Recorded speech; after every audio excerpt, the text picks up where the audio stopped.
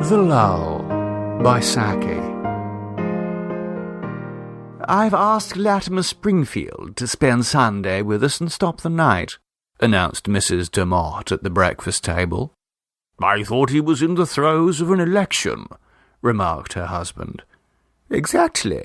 The poll is on Wednesday, and the poor man will have worked himself to a shadow by that time. Imagine what electioneering must be like in this awful soaking rain, going along slushy country roads and speaking to damp audiences in draughty schoolrooms day after day for a fortnight.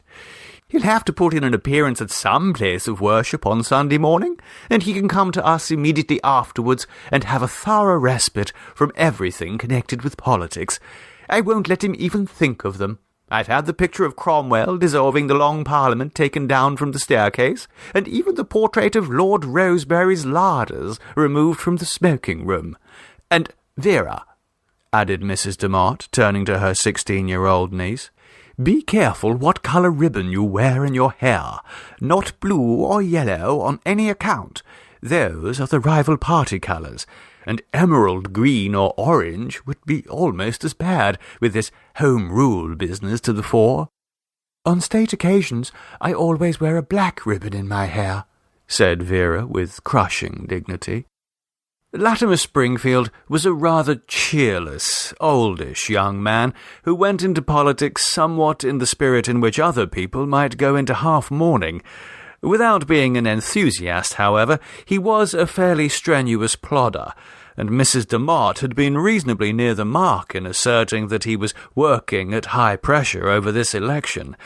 The restful lull which his hostess enforced on him was decidedly welcome, and yet the nervous excitement of the contest had too great a hold on him to be totally banished.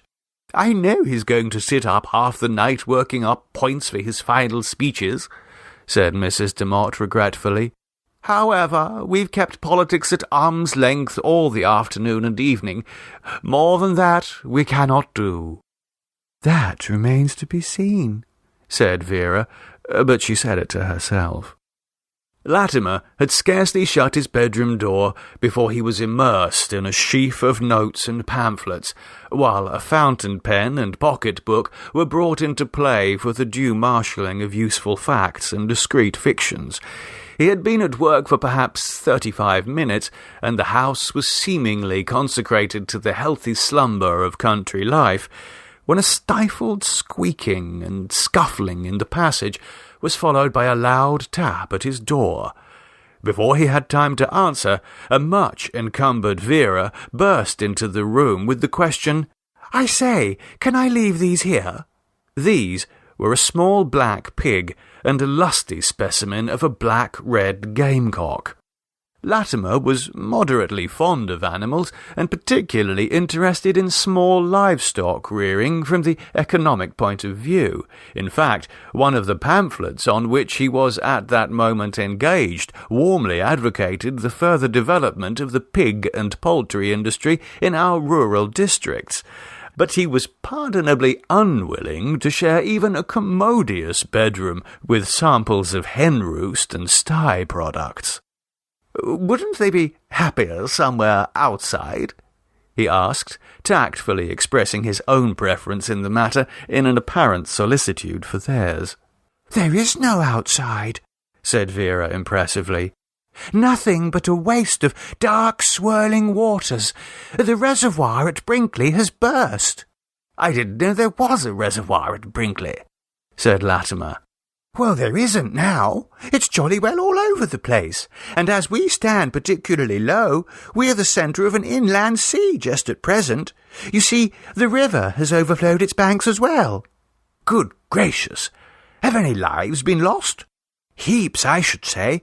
The second housemaid has already identified 3 bodies that have floated past the billiard-room window as being the young man she's engaged to. Either she's engaged to a large assortment of the population round here, or else she's very careless at identification. Of course, it may be the same body coming round again and again in a swirl. I hadn't thought of that." "But we ought to go out and do rescue work, oughtn't we?"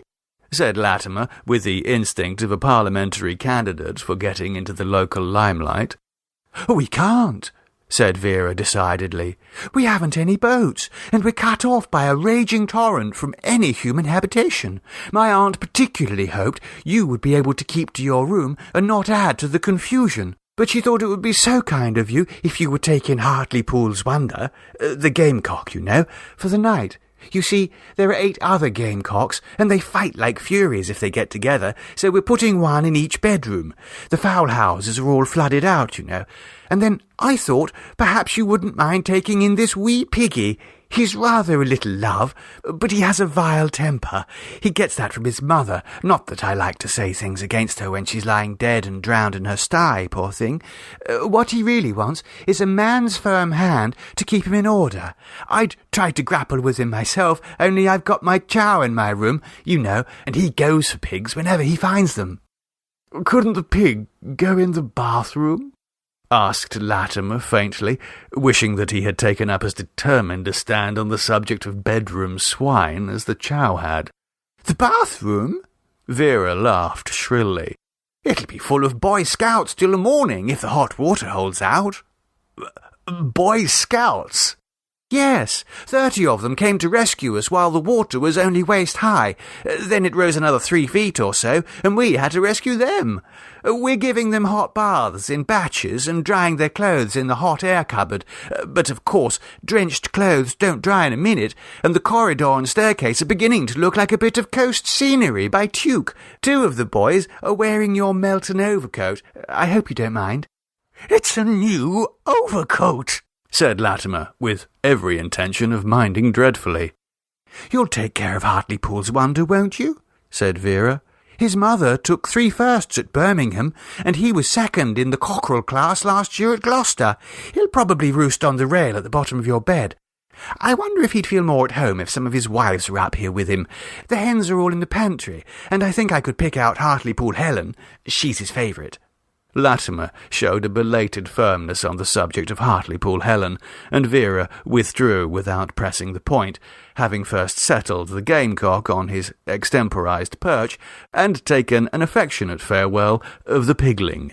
Latimer undressed and got into bed with all due speed, judging that the pig would abate its inquisitorial restlessness once the light was turned out. As a substitute for a cosy, straw-bedded sty, the room offered, at first inspection, few attractions, but the disconsolate animal suddenly discovered an appliance in which the most luxuriously contrived piggeries were notably deficient.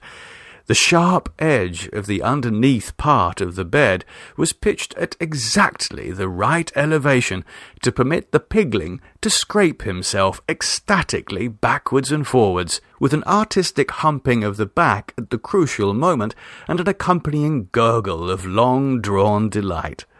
The gamecock, who may have fancied that he was being rocked in the branches of a pine tree, bore the motion with greater fortitude than Latimer was able to command. A series of slaps, directed at the pig's body, were accepted more as an additional and pleasing irritant than as a criticism of conduct or a hint to desist. Evidently, something more than a man's firm hand was needed to deal with the case. Latimer slipped out of bed in search of a weapon of dissuasion. There was sufficient light in the room to enable the pig to detect this manoeuvre, and the vile temper, inherited from the drowned mother, found full play. Latimer bounded back into bed, and his conqueror, after a few threatening snorts and champings of its jaws, resumed its massage operations with renewed zeal. During the long, wakeful hours which ensued, Latimer tried to distract his mind from his own immediate troubles by dwelling with decent sympathy on the second housemaid's bereavement, but he found himself more often wondering how many Boy Scouts were sharing his Melton overcoat. The role of Saint Martin, malgré lui, was not one which appealed to him. Towards dawn, the pigling fell into a happy slumber, and Latimer might have followed its example, but at about the same time, Stupor Hartlepool gave a rousing crow, clattered down to the floor, and forthwith commenced a spirited combat with his reflection in the wardrobe mirror. Remembering that the bird was more or less under his care, Latimer performed Hague tribunal offices by draping a bath towel over the provocative mirror, but the ensuing peace was local and short-lived. The deflected energies of the gamecock found new outlet in a sudden and sustained attack on the sleeping and temporarily inoffensive pigling, and the duel which followed was desperate and embittered beyond any possibility of effective intervention. The feathered combatant had the advantage of being able, when hard-pressed, to take refuge on the bed, and freely availed himself of this circumstance. The pigling never quite succeeded in hurling himself onto the same eminence, but it was not from want of trying. Neither side could claim any decisive success, and the struggle had been practically fought to a standstill by the time that the maid appeared with the early morning tea. "Lor, sir!" she exclaimed in undisguised astonishment. "Do you want these animals in your room?" "Want?" The pigling, as though aware that it might have outstayed its welcome, dashed out at the door, and the gamecock followed it at a more dignified pace. "If Miss Vera's dog sees that pig," exclaimed the maid, and hurried off to avert such a catastrophe. A cold suspicion was stealing over Latimer's mind. He went to the window and drew up the blind. A light, drizzling rain was falling, but there was not the faintest trace of any inundation. Some half-hour later he met Vera on the way to the breakfast-room.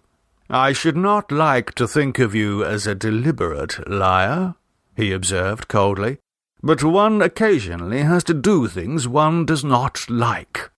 "At any rate, I kept your mind from dwelling on politics all the night," said Vera, which was, of course, perfectly true. Thank you for listening. If you've enjoyed what you've heard, then please click the like button below the video. You can find more of my readings of classic short stories, including a number by Saki, in my YouTube channel.